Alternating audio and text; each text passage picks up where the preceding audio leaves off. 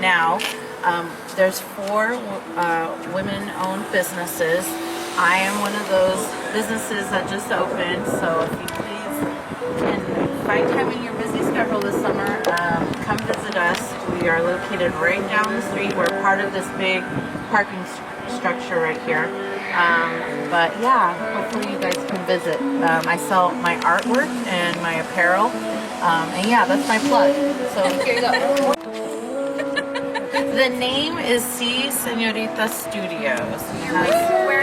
And I'm wearing one of my items right now. This is, yes, a cacti heart design, eye heart design. Yes, thank you. Thank you. Thank you, Professor. Oh, don't forget the name of the shop. It's Si Senorita Studios. Oh, don't forget the name of the shop. It's Si Senorita Studios. The reason why we're here is because right in front of you, this is the one of the few remaining kitchen. It's in the oven. Okay? You're gonna find that it's really a Mexican house. The idea that this is Spanish influence, no, there's nothing like that. It's Mexicano. And so they have a bed. So if you ever get a chance, go inside. That's fine. Okay, but the reason why I was about to hear this is to realize what's going on. Of Mexico. Way back when we started this tour, I was talking to you about the Quetzalcoatl Stadium, a statue. Well, the mayor who was then, the acting mayor, Tom McHenry, thought that it would be a great idea to honor the person who first rose the American flag. This is circa 1848. And so this is the Thomas Fallon house. And Thomas Fallon was married to a Mexicana, and this is probably her property, but nobody remembers her. Okay? We remember the Thomas Fallon house, and so he wanted to basically give the Thomas Fallon the same type of significance as the Peralta house. But let me tell you something about the Thomas Fallon person. He was basically a one-time mayor, never did anything of significance, but Thomas Fallon was his hero, so he wanted to, so McHenry wanted him to honor him, so he basically did the memorial in honor of Thomas Fallon. For a long time, the basement used to be a bar, and people used to hang out there. You know, they would come in every weekend, every night, and it would be a bar, so that's how people remembered it. And the house was basically a flop house. People would come in and, they're renting rooms, so they would come and they would go over there to work every day. So it's really nothing of significance except for the fact that one mayor thought that it was important to remember this individual, Thomas Fallon. We're going to go walk over to the statue, which is a sign to honor this famous Thomas Fallon. Okay, we'll find out that in fact he's not really that famous. Quickly give me, her name was Carmela Fallon or Carmel Fallon. Hang on. Yeah, right now there's a big controversy among historical circles.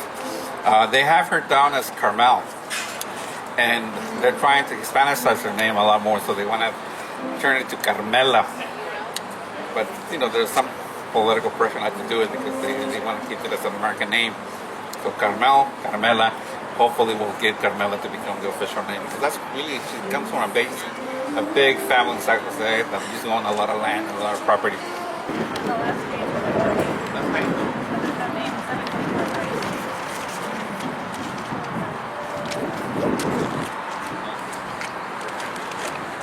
Okay. On this street, on the corner where the crane is the used to be the printing shop that used to be owned by a guy by the name of Humberto Garcia, who published a magazine, a bilingual bi-monthly magazine called El Excéntrico. El Excéntrico began to be published as early as 1949. It continued until he died in 1973-74. His son, Humberto Garcia the second, took it over, and so he continued publishing this magazine in 1981.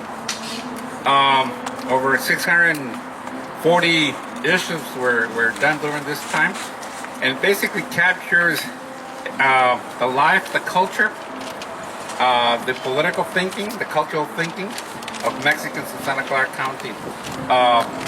It covers every phase of the life of people.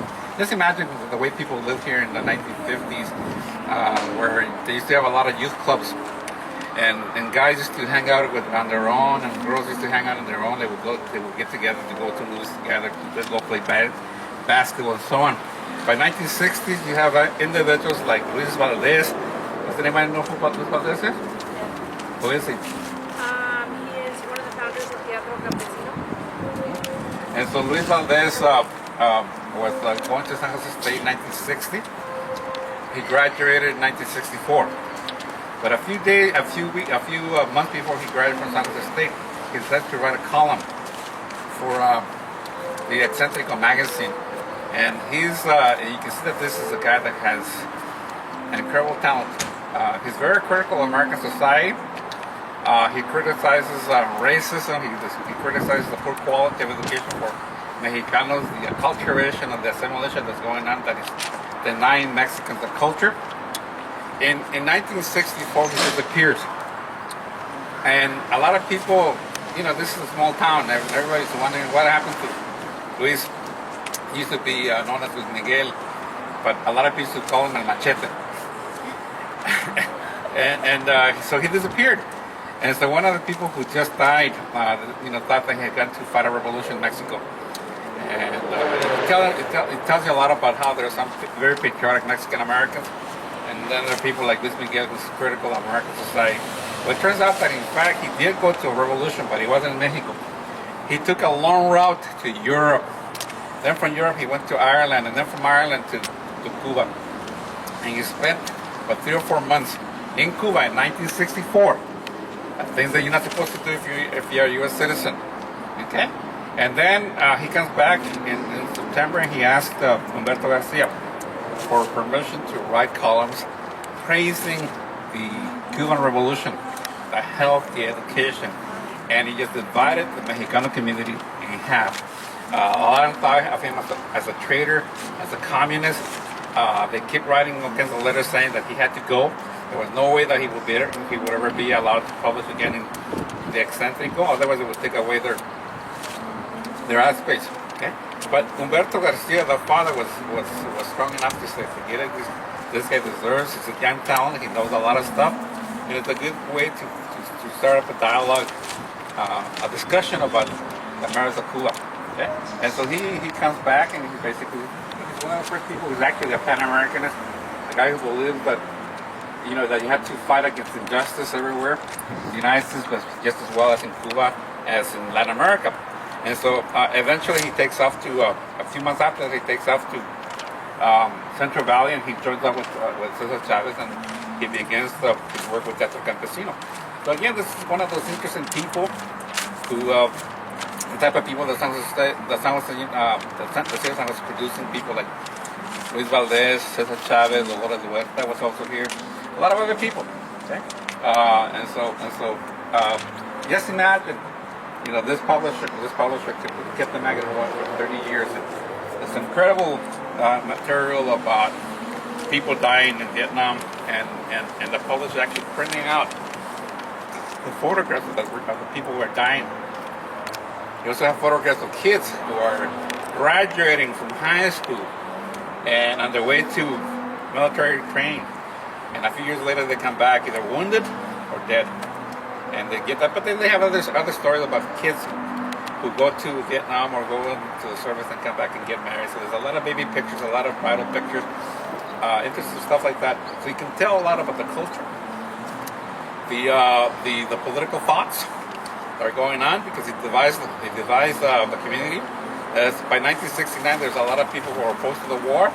There's a lot of people who are in favor of it. And so this is a magazine that reflects the political culture of the people of San Jose also. Ramon wanted me to tell you a story about Fidel Castro and Luis Miguel, El Machete Valdez. Obviously, one of the two things that they both have in common is the fact that they both play baseball. And Fidel Castro was so athletic. Was a wonderful pitcher. I think he could have played professional baseball. So during this visit to Cuba, Luis Valdez and Fidel Castro were playing baseball, and by accident they were playing catch, and Fidel Castro turned away. So as he was throwing the ball, this guy was going to hit Fidel Castro, and Fidel Castro just turned around and caught the ball with his hand. This is a hard ball. He caught it. He was impressed by that. Okay. Anyway, the other part of the story is the fact, and I don't know if it's true, but Ramon says it's true. Che Guevara, the famous Argentinian, actually has California roots. He says he was one of his family goes back to some of the early ranchos, but the United States came in, took over the ranchos. This individual, his family, his great ancestor went back to Chile, and eventually the family ends up in Argentina. But the family kept the knowledge of how they come from California. So he was wondering, what would have happened if we would have stayed in California, how rich we would be. Okay. Anyway, going back to horses. Okay. When Tom McHenry wanted to make Thomas Fallon real famous, look at our mayor. He thought he was going to put that statue in the middle of Presidential Park, where all the people can see the United States or the Mexicans. It turns out that for 10 years, the Mexicans said, no way, Jose, they're now allowed to do that. So for his office, they kept the statue in Oakland at a warehouse, and they refused to bring it here. Okay. Eventually, as a way of trying to make peace, they allowed the Thomas Fallon statue to be placed, but not in the middle of San Jose, on the side, in the middle of that island that nobody sees, that nobody knows. So to me, that's Thomas Fallon in exile. Okay, and I think that's where it should stay. Nowadays, people talk about it when they hear the statue with a horse. Nobody knows the rider. Anyway, the other reason why I brought you here, because I wanted to realize that this barrio once existed here in the 1950s and 1960s stretch from here all the way down to Virginia and Willow Street without consulting the people. The city and the state and all this government agencies decided that they wanted to build freeways. Okay? And so by the 1960s they decided, without telling people again, to build this new freeway called the 280 freeway that begins in San Francisco, cuts right through the middle of the Mexicano barrio. Okay? And it destroys the other barrio in East San Jose. 280 connects to 680. Okay? And a few years later, they built this other freeway, 87. And this freeway will go all the way down to Santa Teresa Ranch. Okay? And so in that way, they gutted the barrio. They forced the people to leave. And so that's what urban redevelopment does. It destroys people's neighborhoods, community, culture without consulting the people. And it's kind of the same thing that you see with all these buildings going up again. And so this is really, supposedly this is progress, but for Latinos, this is really constructing this wonderful, healthy community that once existed. And what we have is basically the vestiges of a very stable, very healthy community. To the other side of the street, you're going to find the best Italian community. Again, it's also, we're trying to make efforts to bring it back, but with little monsters like this, they're not going to be able to connect the city. Okay? So again, Fallon statue, the eccentrical offices. And so finally people realized that you need to preserve some of the history. So what they did is, to put a little memorial in honor of this, the Palomar, in honor of the Rainbow Ballroom. For a lot of people this is enough, but for me I think it's just denying the history, and we need to do a lot more than that because it's not enough for me. Okay. There's also the Studio 47. Studio 47. So it's by different names, Studio 47. For young kids, this is disco. In the 1960s, 70s. Actually, I came in in the late 1970s or early 80s, and it was called Studio 47. Yeah. And I saw the Escobedo band, Azteca. Peter Escobedo. Peter Escobedo, Yeah. Azteca, his Malo. daughter. Oh, yeah. Yeah. So this- Sheila. Sheila Sheila E. Escobedo. She was playing the conga. She was about 16. dance club, it's a ballroom that begins somewhere in the 1950s. And he used to draw famous people like Louis Armstrong's Fats Domino. When he came in the 1950s, he created a riot. People started fighting each other and they had to bring in the cops. People were saying never again should they bring people like that to the area. Anyway, by the 1960s, this Palomar basically closed down. People just lost interest. But this is actually kind of fortunate because this is where the Mexicanos get. And we have all those musicians over here. La Tropicana, they're actually become Tropicana twins, but in the 1960s it was known as the Rainbow Ballroom. We had people like Joe, a lot of Tex-Mex music coming in, a lot of famous Mexican music groups like Sonora Santanera are also coming in. Maria Victoria is coming in to perform here and over there at the Liberty. And then by the 1970s it becomes more Tex-Mex. By 1940s, you have a lot of Mexicans going to the canneries, and so you can see Del Monte, who has about 3 or 4 plants here. You have Contadinas, which process only tomatoes. So they're kind of canneries, and also a lot of packing houses. So thousands of workers are working here by the early 1900s, 1960s.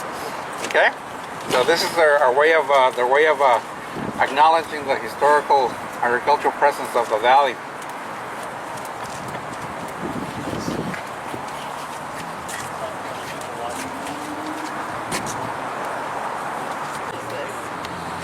This is in history. Oh, that's so cool. And they take you to just all the historical sites here? Wow. Very neat.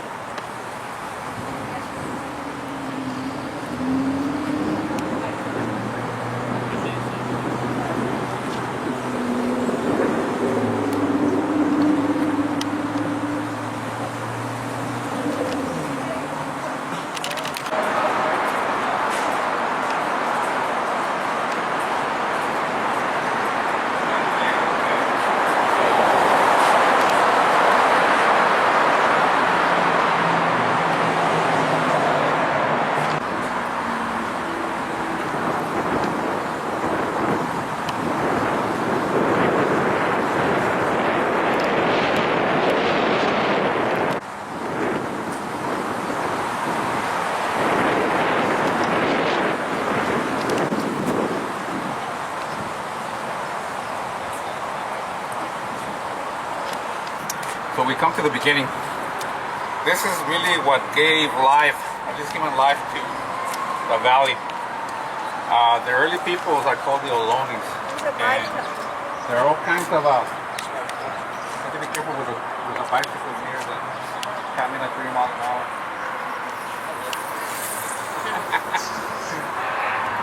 Anyway, early peoples have been living here in Santa Clara County maybe as far back as 10,000 years ago. And they live here because of these great water systems, the Guadalupe. Okay? And not too far from here you have the Coyote River. And right next to it, in front of those trees, you're gonna have the other river, the Gato. Okay? So Santa Clara County has been characterized by several water systems that have made the valley incredibly rich along the river. So the history goes back for millions and millions of years. Okay? And so it is natural that if indigenous people will find this area very ideal for living, for incredible bountiful food that there is, other people are going to come in. And so when the Mexicans came in, which actually were known as Spaniards, and that time they're really Mexicano, they thrive here because of the incredible agricultural potential. The water is available everywhere, and so agriculture is going to come naturally. But if you look at the river, you know, it's actually quite a bit of water today. But you know, imagine 200 years ago when the entire valley used to flood, and you have all these 3 rivers coming together and flooding, and you have all this fine soil that gathers for 1,000 years. And so it is really that soil that comes from the mountains that basically made the Santa Clara Valley agricultural. Okay.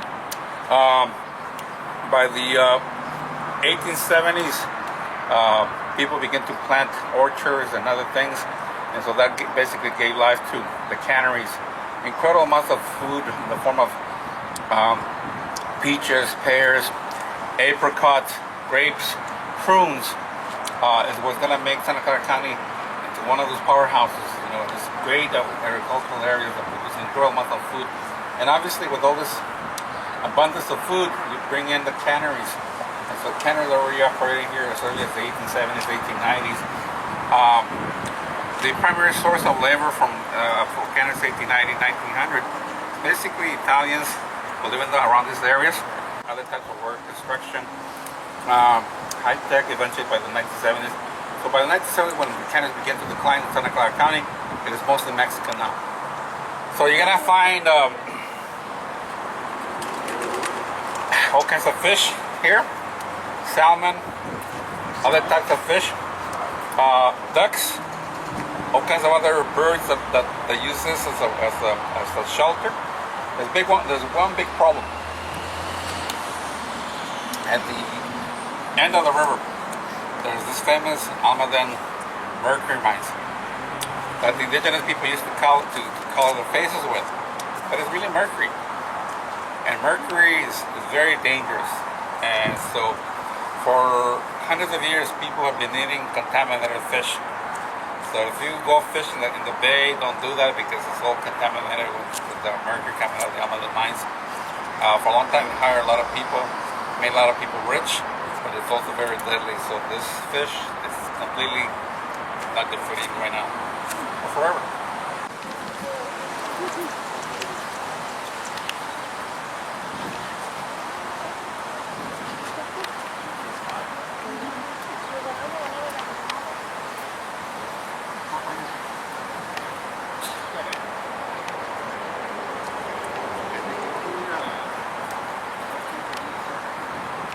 This is what I mean about this continual annual floods that take place in the Santa Clara County, is that it's going to continue.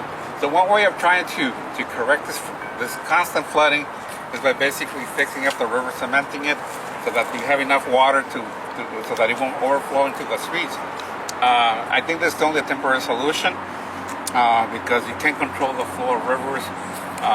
Nature's still back here. You can see those little ducks over there. And so it's just interesting that we're in the middle of downtown San Jose, and yet, nature is still in the middle of the city. Okay? And so no matter what we do here, there's a tendency that the penalty will continue to flood the future.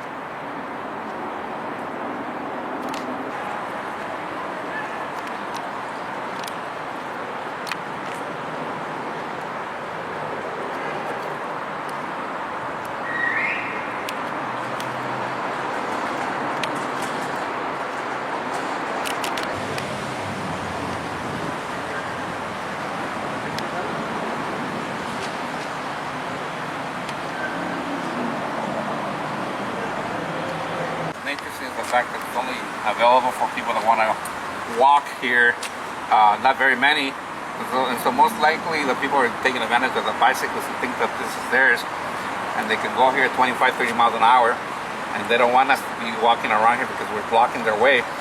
Okay, so I think that we can make better use of this place and really draw people here because it has a very calming effect on people. It brings us back to nature. This is what indigenous people liked about this area, and Mexicanos loved it, and obviously all the other groups that came afterwards. Okay? So start thinking about what kind of things we can do to beautify this place and make it more attractive, more appealing to people. And so one idea is for me is to basically use those walls out there and have this fantastic murals. A Chicana artist that basically made like a 2-mile mural, and she basically traced all the history of Los Angeles on those walls. And maybe you could do the same thing, starting with the early species, the dinosaurs, the mastodons, and then eventually these big animals, the big cats, so on, and then basically show the flow of the history of the valley, the immigrants, to the people. We need to make sure that the early peoples that were here are recognized, because there's nothing here that reminds us of the early people. Who is going to come in, and those people are never going to know who the early founders were. And so I think we need to do something for the indigenous people who are still here, but simply are no longer part of history. Okay, so to me, this is something that we can put up on those walls and really beautify them, and then make a best to bring people down into this river. This river walk is supposed to go all the way into Almaden Valley, and so people can actually walk or bicycle or whatever they can do. So it's incredibly great, because I think to improve the health of people, they start walking more and see the city. And it makes perfect sense, because if you notice that in order for people to survive here, you need to have a good, reliable supply of food. And so all of this land that lies between here and the Fairmont Hotel is incredibly fertile. All you need to do is have enough water. So you can see that there are actually acequias, these canals that are being used to take water out of the river, and they're able to farm the little plots of land. Okay, and so they're able to feed them for years and years with this type of a system. But this is nothing new. The indigenous people, the Olones, used to live here. And so the villages were along the river, but also this is where they bury the people. And I think that this is an area that is sacred ground. When they were building this Center for Performing Arts, there was a big conflict, because when they were digging the soil, they found skeletal remains, and the construction was stopped because a lot of Chicanos were saying, and a lot of indigenous people were saying, that this is sacred ground, you can't build.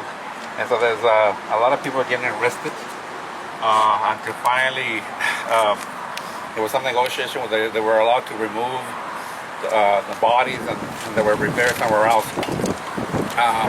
But there was all kinds of signs about indigenous life. To the indigenous people, the Olones,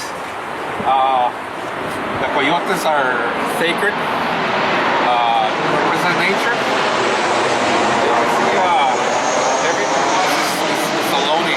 And so this, I think, would be a wonderful place to basically do something like a museum of natural history, where you can remember the early history of peoples, and get people that go to pitch in, and all these people are willing to pitch in to build a world-class history museum or natural history museum, where you can actually see the history of all the people that have come and settled here, because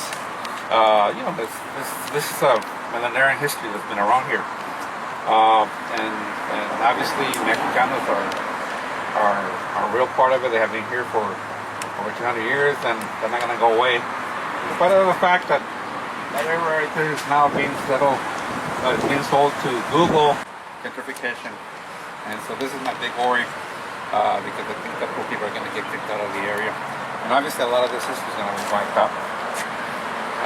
So this concludes the tour. Thank you.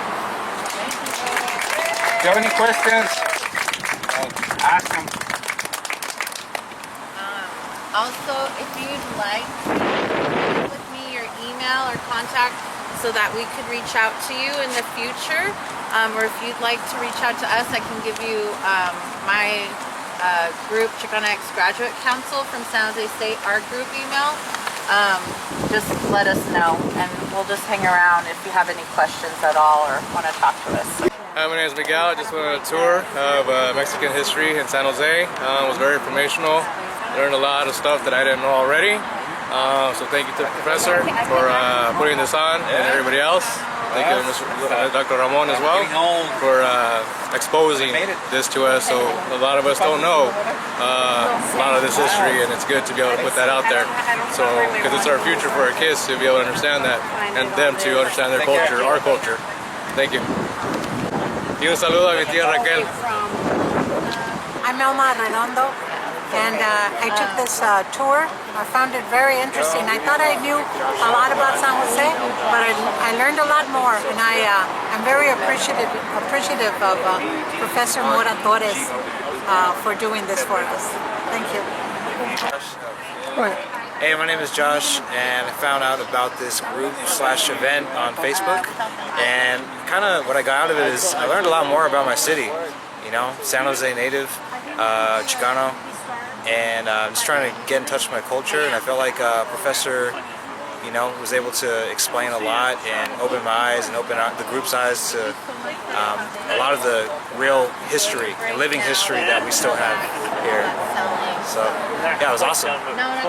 Sure. My name is Margarita Garcia Villa, and I'm here because Dr. Mora is one of my mentors at San Jose State, and I really do enjoy his lectures, and I wanted to come and see the walking tour, the famous walking tour, and it was lovely. It was great. Highly recommend it. I hope he keeps doing them again. Oh, I know, right? And these are made by a lady here in San Jose. Soldadera is the name of her shop. Hi, I'm Bill. I just went on the tour with the professor and learned a lot about the Mexican history in San Jose. Really appreciate it. We moved here about 3 years ago and love learning and living here. Oh yeah. I'm with him. Thank you. Hi everyone, my name is Alejandro Espinosa, and we just finished with the tour of San Jose downtown and the history of the downtown area. So I want to thank everyone who came. It was really informative. It was really fun, and I appreciate Dr. Mora Torres for doing this tour for us. So thank you. Bringing in stuff.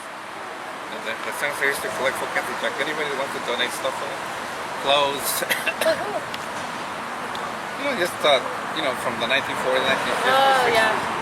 You know, if you have cooking utensils, work utensils. My grandma had all these things. Well, I mean, she passed away 2 years ago, but she had like all these like old, even like the old irons that you had to put the holes in it to do that. She had those from her mom, and it's interesting because she had all these like letters between. Because my tata used to work with Cesar Chavez, so he had like all the letters and stuff. And I found out after he passed away that she donated it to a museum, and I'm like, nah.